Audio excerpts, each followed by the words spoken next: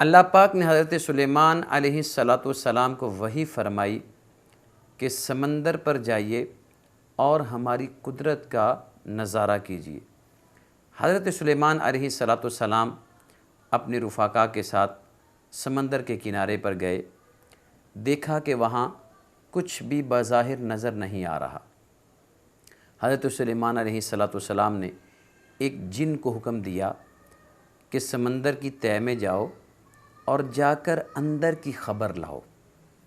چنانچہ ایک جن نے سمندر کی آدھی تہہ تک غوطہ لگایا، لیکن وہ کچھ بھی اندر کی خبر نہ لا سکا۔ جب وہ باہر آیا، حضرت سلیمان علیہ السلام نے اس سے طاقتور جن کو حکم دیا کہ تم جاؤ۔ چنانچہ وہ سمندر کی تہہ میں اترا، لیکن وہ بھی کوئی خبر نہ لا سکا۔ چنانچہ حضرت سلیمان علیہ السلام نے اپنے وزیر حضرت آصف بن برقیہ رحمۃ اللہ تعالی علیہ کو حکم فرمایا کہ آپ جائیے اور اندر کی خبر لائیے۔ چنانچہ حضرت آصف بن برقیہ نے ان دونوں جنوں سے دگنی تہہ تک جا کے ملاحظہ فرمایا کہ سمندر کی تہہ کے اندر ایک خوبصورت 4 دروازوں والا سمندری گنبد ہے، اور اس گنبد کے اندر ایک حسین و جمیل نوجوان ہے۔ حیرت کی بات یہ تھی کہ سمندری گنبد کے چاروں دروازے کھلے ہونے کے باوجود اس گنبد کے اندر ایک بھی قطرہ پانی کا نہیں تھا۔ حضرت آصف بن برقیہ رحمۃ اللہ علیہ نے اس گنبد کو اٹھایا اور اس گنبد کو سمندر کے کنارے پر لے آئے۔ حضرت سلیمان علیہ السلام نے دیکھا کہ اس سمندری گنبد میں سے ایک نوجوان باہر آیا۔ آپ علیہ السلام نے اس سے پوچھا کہ اے نوجوان، تم اس گنبد میں کیا کر رہے ہو اور تم کتنے عرصے سے اس گنبد میں ہو؟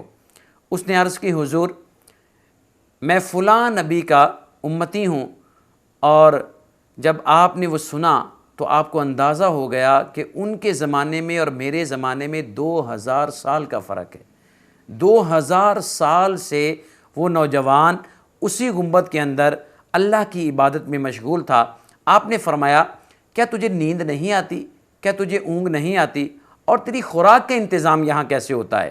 تو اس نوجوان نے عرض کی، حضور روزانہ ایک پرندہ اپنی چونچ میں ایک زرد رنگ کی چیز لاتا ہے جسے میں کھاتا ہوں، اور اس کی برکت سے نہ مجھے اونگ آتی ہے، نہ مجھے نیند آتی ہے، اور نہ مجھے سستی آتی ہے، نہ غنودگی آتی ہے، اور میں اللہ کی عبادت میں ہی لگا ہوا ہوں۔ حضرت سلیمان علیہ السلام نے اس نوجوان سے پوچھا کہ اے نوجوان، تیرا کیا عمل تھا جس عمل کے سبب اللہ کریم نے تجھے اتنا بڑا اعزاز عطا فرمایا ہے کہ تو 2000 سال سے اس میں اللہ کی عبادت میں مشغول ہے؟ اس نے کہا، میرے ماں باپ بوڑھے تھے، میں ان دونوں کی بہت زیادہ خدمت کرتا تھا۔